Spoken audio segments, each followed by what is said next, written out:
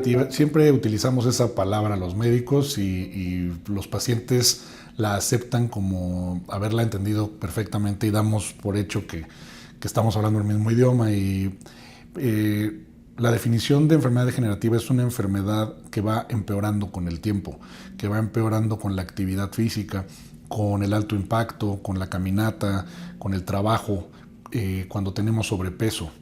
En específico, la enfermedad degenerativa de columna es un proceso de eventos en donde el hueso comienza a tener deformidad debido a que el disco empieza a perder sus características habituales de amortiguación. Al no amortiguar, genera una sobrecarga en la plataforma, una inflamación del hueso y con esto deformidad. Empieza a perder altura el disco, empieza a haber menos distancia entre las vértebras y comienza a tener también deformidad de las articulaciones. Entonces son síntomas que van avanzando en el tiempo, y de comenzar con un simple dolor de espalda, posteriormente comienza a haber dolor irradiado de las piernas, de repente puede quitarse, puede comenzar con incapacidad para caminar ciertas distancias o mantenerse de pie por más de 10 minutos. Y esto va dando distintos síntomas relacionados a estructuras ligamentarias, estructuras musculares, estructuras óseas, los discos que van teniendo una transformación física, evitando que ya haya una amortiguación adecuada. Todo esto termina en algo que llamamos como conducto lumbar estrecho o conducto cervical estrecho, en donde en el caso de la cervical hay una compresión de la médula y en el caso de la lumbar pues hay una disminución muy importante de los diámetros o de las dimensiones que tiene un conducto raquídeo. En este caso vemos el conducto raquídeo donde está entrando mi dedo, y ya hay procesos degenerativos específicos como los osteofitos. Al perder distancia entre vértebra y vértebra hay un plegamiento de los ligamentos y por lo tanto un aumento de las dimensiones antero-posterior de estos ligamentos, lo que nos conlleva a menor espacio, menor entrega de oxígeno a las raíces nerviosas o a la médula, y lo que les digo, muchísimos síntomas que podrían entenderse como que no es un problema de la columna. Es por eso que cuando empezamos con dolores lumbares o con incapacidad para caminar la distancia que habitualmente acostumbramos, alteraciones sensitivas hacia las piernas o los glúteos, hay que acudir con nosotros. El primero que se desarrolla es dolor lumbar. Como dolor lumbar, muchos pacientes me dicen que les duele la cintura, siendo que no es un dolor de cintura, es un dolor lumbosacro en la parte central. Es un dolor que aumenta con el movimiento en flexión y extensión, y este dolor lumbar está asociado a alteraciones de las articulaciones y alteraciones musculares que habitualmente tratan de compensar la sobrecarga a las articulaciones. Ese es uno de los síntomas. Otro de los síntomas es un dolor irradiado a los glúteos o a las piernas. Eso es causado por una disminución de las dimensiones en la zona de salida de la raíz nerviosa, que nosotros conocemos como foramen de conjunción, que es justo esta zona. La raíz nerviosa, al estarse comprimiendo, puede dar tres síntomas diferentes. Uno, dolor irradiado a alguna zona de la pierna, del muslo, de la pantorrilla o los pies. Dos, alteraciones sensitivas que puede dar adormecimiento, ardores. O tres, dolor e incluso pérdida de fuerza y de la función. Estos son los síntomas principales. Un síntoma que se presenta ya en la parte final de esta enfermedad le llamamos claudicación neurogénica, y eso obedece a una disminución drástica ya de la entrega de oxígeno a las raíces nerviosas. Eso nos limita la caminata constante, o sea, no podemos caminar más de 100 metros de manera continua, tenemos que frenarnos a los 25 metros, 30 metros y dejar que se recupere la raíz nerviosa, que le entregue un poco más de oxígeno a la sangre y nos permite caminar otros 20 metros, otros 30 metros, no nos permite estar de pie inmóviles más de 5 minutos. Entonces, los síntomas, como explico, son progresivos y de manera paralela al empeoramiento de los cambios anatómicos de la columna. El diagnóstico médico ha avanzado de manera rápida. Sin embargo, como nos enseñaron en la Facultad de Medicina, el diagnóstico inicialmente es clínico. ¿A qué nos referimos los médicos cuando decimos que el diagnóstico es clínico? A una revisión física que nosotros hacemos con el paciente. Vemos los reflejos, vemos la fuerza. Ya ahí nosotros tenemos un panorama mental de qué es lo que puede estar pasando con la columna del paciente. Después de eso pedimos radiografías. Las radiografías pueden ser estáticas o pueden ser dinámicas. En las dinámicas yo puedo ver si hay una alteración respecto al movimiento, ya sea un desplazamiento de la columna vertebral o de alguna vértebra, o si hay alguna modificación estructural en el área de los discos. La resonancia magnética nos ayuda muchísimo porque nos da incluso milimétricamente la explicación de qué es lo que está pasando en el hueso, en las articulaciones, los ligamentos, el disco y las raíces nerviosas. Entonces es muy objetiva. Hay distintos tipos de resonancia magnética. Hay algunas dinámicas y las clásicas que el paciente está acostado durante todo el procedimiento. Al estar acostado hay cierta modificación estructural del disco, de la vértebra y del espacio por el cual sale la raíz nerviosa.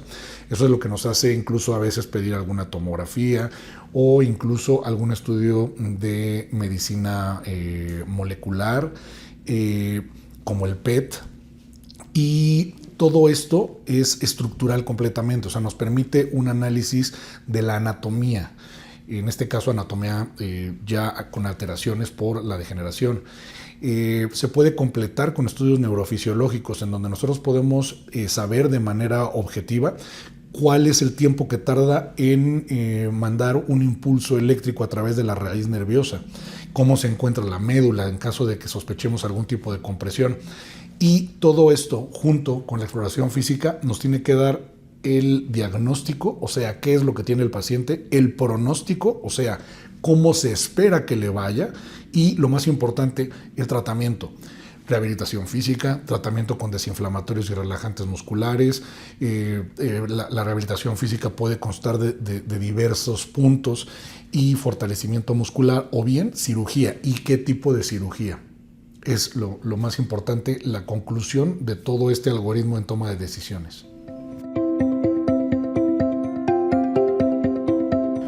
Las opciones para resolver un problema en enfermedad degenerativa son, para mi punto de vista, y la mayoría de los médicos que se han mantenido con actualización en cuanto a técnicas quirúrgicas, es siempre por mínima invasión. ¿Por qué? Porque la enfermedad degenerativa es propia del adulto mayor. Podríamos hablar arriba de los 50 años o arriba de los 65 años. Entonces son pacientes que ya tienen otro tipo de enfermedades agregadas al problema de columna. Puede ser diabetes, hipertensión, obesidad, utilización de muchos fármacos, osteoporosis.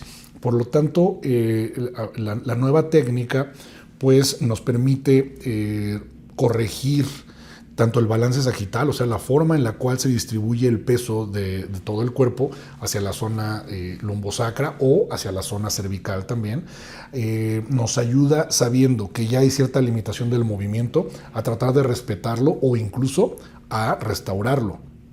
Y siempre por mínima invasión. Hay que tener en cuenta que la mínima invasión no es una herida de 3 milímetros, como muchas veces lo piensa el paciente. La mínima invasión es mínima disrupción de tejidos, sangrado menor, una inflamación muscular o de los tejidos en general muy importante después del procedimiento. El tiempo quirúrgico también y la radiación a la cual está expuesto tanto el equipo quirúrgico como el paciente.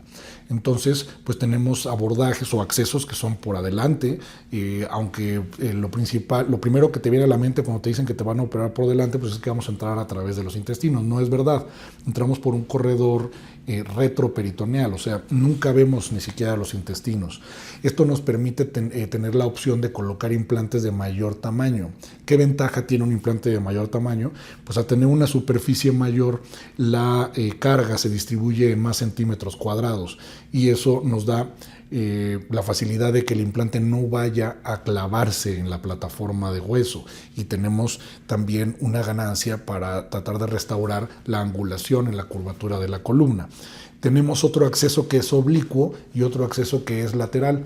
Esto nos permite meter implantes con ángulo, con mayor volumen, mayor injerto óseo, porque no hay que olvidar que la descompresión de las estructuras nerviosas es el punto 1 de este tipo de cirugías. Sin embargo, la estabilización de las estructuras óseas es lo que nos da el éxito final, ya que esté completamente fusionada la columna y descomprimida raíz nerviosa o médula. Entonces, siempre es por mínima invasión y es evaluando los resultados de los laboratorios, los resultados de radiografías, de resonancia, de tomografía, para tener el resultado final. Entonces se ponen tornillos percutáneos, se pueden poner implantes que ocupan el espacio del disco, ya les mencioné, vía delantera, vía oblicua, vía lateral o bien vía posterior. Ya hay implantes incluso que pueden expandirse después de estar colocados ya en la zona que deberán ocupar de manera definitiva. Los biológicos, los medicamentos que se utilizan para generar nuevo hueso o hueso más fuerte son muy importantes, más en esta edad, porque ya el hueso tiene características de osteoporosis o de osteopenia casi siempre.